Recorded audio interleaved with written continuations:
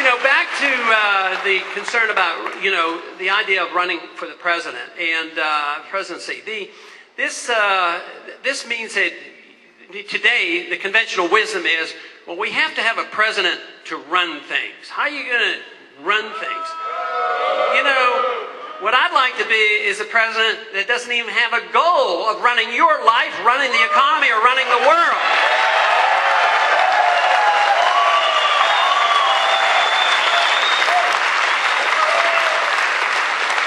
I want to use all my strength and my conviction and my effort to restrain anybody who uses force illegally, that people not be allowed to try to run other people's lives. And that will take a lot of doing, because a lot of people have become dependent on the government.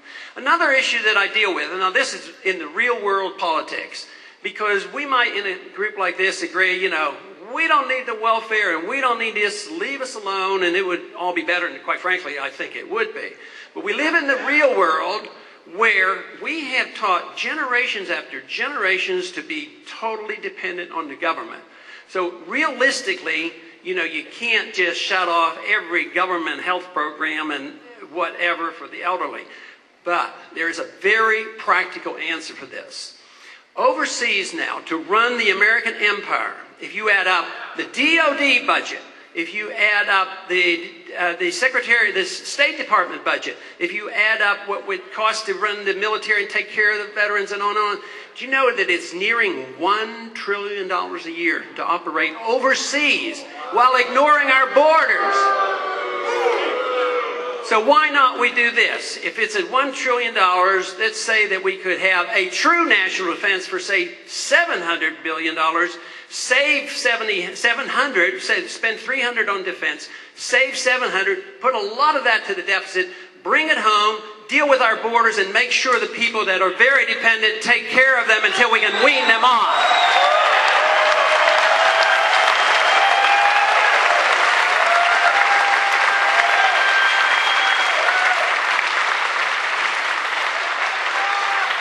I believe that almost every single problem that we're facing today has come about because we haven't been a stickler for the rule of law. We haven't followed the Constitution, and that's what we ought to be doing.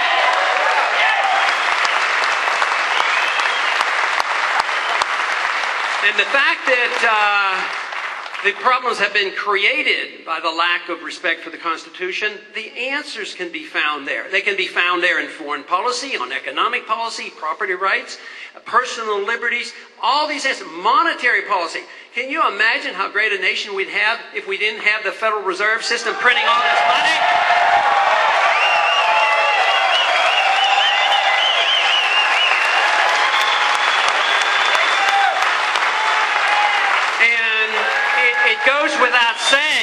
It goes without saying that when we have the proper size government and governments function in the proper manner, we certainly wouldn't need the IRS or the 16th Amendment.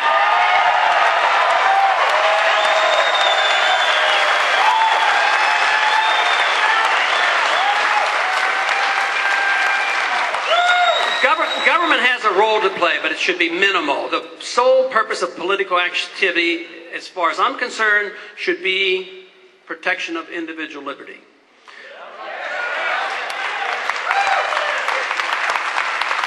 I think what's happened in this country is we've lost respect for the rule of law, but we've lost respect and confidence in how liberty works.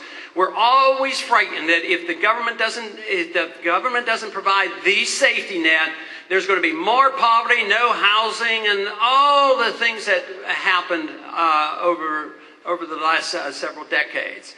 But this is not necessary. It is so unnecessary. Freedom works.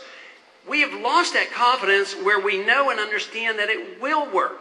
But there is one admonition that John Adams gave, and he said, for freedom really to work, you have to have a moral society. And so we can come down very hard on our government, and I do, all three branches of the government, but quite frankly, even our candidacy here, if we're successful, it still requires an endorsement from the people. And that's where I had been reluctant. I did not know where the numbers would be. I did not know whether the money would be there. I did not understand the internet, but I have been educated in the last few weeks.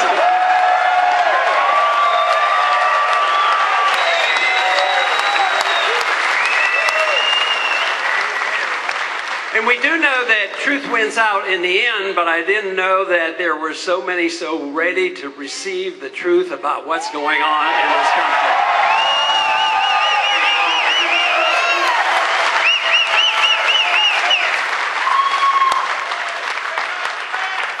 But it truly gives me hope, and that's what we need. We have lived and been blessed to live in a country that has been really great. We are fortunate that we had the founders that we did that understood what personal liberty was all about. They even understood what habeas corpus meant. And unfortunately, we moved into this era where they're endorsing torture and getting rid of habeas corpus, warrantless searches, national ID cards. And I think the American people are catching on. You know, the national ID card was voted on overwhelmingly, but now do you know, I'll bet you do, that a lot of states are now condemning it and won't participate. They're waking up. People are waking up.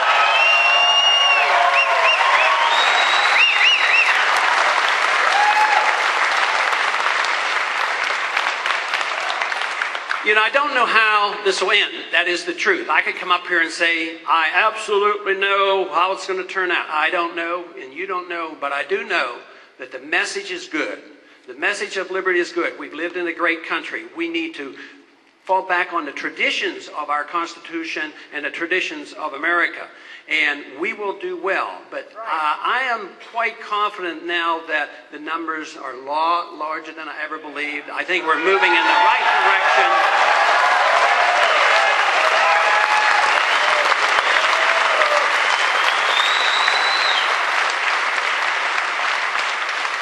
Though very reluctant at the beginning, and you know, in some ways, I think that not being overly eager to be the president is not necessarily bad, because I think too often they're overly eager and they shouldn't be there. But all I can tell you is that it's moving faster and more furiously than I ever dreamed. I do promise that I will continue to deliver the message. I will continue to be as consistent as possible, and I will continue to stay in there as long as our numbers keep growing. Thank you very much.